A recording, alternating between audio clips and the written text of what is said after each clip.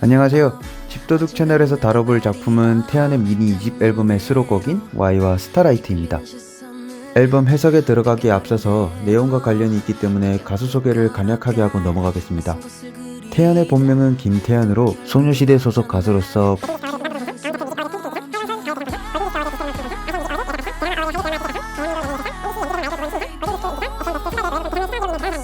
1989년 3월 9일생으로 물고기 별자리를 가진 가수입니다. 이런 태연이 많은 정성을 들인 미니 앨범 1집인 I와 연결되어지는 곡이 2집의 Y와 스타라이트입니다. 태연의 Y는 갑갑한 일상으로부터 탈출을 꿈꾸면서도 떠나지 못하고 있는 사람들을 위한 여행을 떠나보라는 격려가 담겨있는 가사가 중심인 노래이며, 태연의 스타라이트는 Y보다 먼저 공개되어 시원한 여름 노래에 따뜻한 사랑의 가사가 담겨있으며 빈의 피처링 역시 한몫한 노래입니다. 이 두 노래의 뮤직비디오는 같은 장면 또는 연결되는 장면들을 통해서 두 노래가 서로 연관되어 있다는 것을 알 수 있는데, 이것이 바로 제가 다룰 영상의 주제와도 연관이 되어 있습니다. 그럼 시작하겠습니다.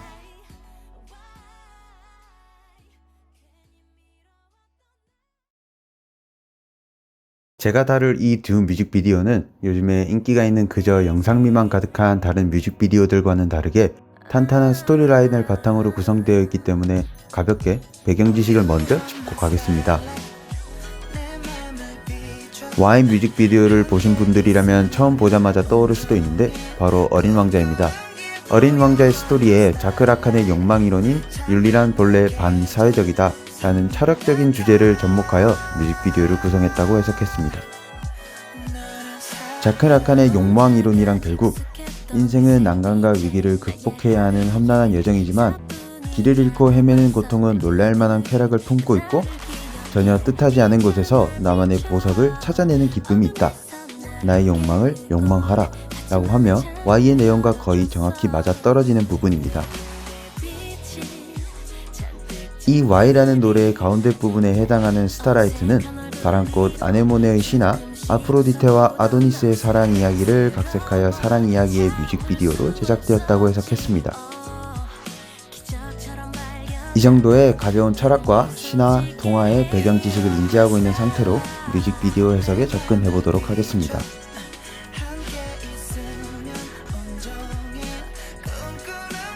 해석을 위해서 뮤직비디오의 신별로 설정상의 시간 순서대로 나열했고, 그 순서는 Y 뮤직비디오의 수영, 거품, 사막, 스타라이트의 케첩, 스케이트, 해수욕장, 피아노, 장난, 파티, 다시 Y로 돌아와서 연막탄, 파티, 구둣가, 스케이트, 연막탄, 무덤, 그네, 자물쇠이며 영상에서의 시간 순서를 나누는 근거로는 보석, 문신, 플러스 조절, 의상, 공간, 소품을 통해서 설정상의 시간대로 분석해서 배열한 것입니다.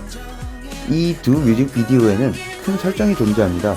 그 설정 중에 중심이 되고 흐름을 이끄는 것이 Y 뮤직비디오의 버킷리스트, 스타라이트 뮤직비디오의 파란색, 초록색 보석이며 전달하고자 하는 메시지는 윈디와 미스미입니다.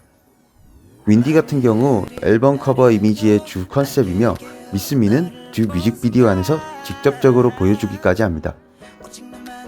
이렇게 태연은 버킷리스트를 정하고 마음이 가고 발걸음이 떨어지는 대로 다니며 버킷리스트를 하나씩 잃어가는 이야기로 벽에는 fish, bubble, dog, slide, wind 라는 단어마다 번호가 매겨져 있지만 1번부터 5번까지 그저 순서대로 지워가기 때문에 행적의 순서로 보기는 어렵고, 이 사건 전후의 태연의 심리 변화가 중심 이야기입니다.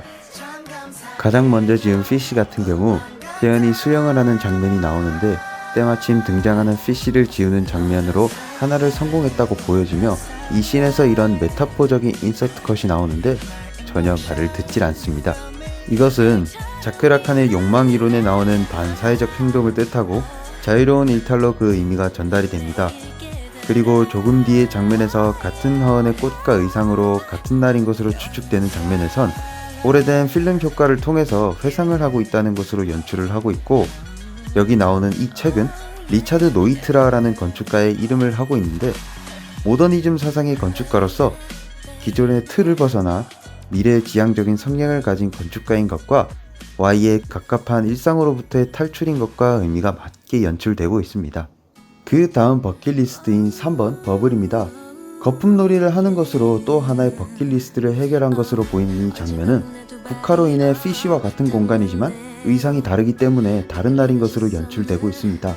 버블이 나중일 거라 생각되는 이유로는 바로 이 구도인데, 피쉬의 의상으로 국화가 핀 정원으로 들어가고 있는데 이 구도는 도착했다 라는 의미를 담고 있고, 이는 피쉬가 버블보다 먼저 행한 사건이라는 것을 알 수 있습니다. 그렇게 다음 시간 순서로 바람이 부는 사막신입니다.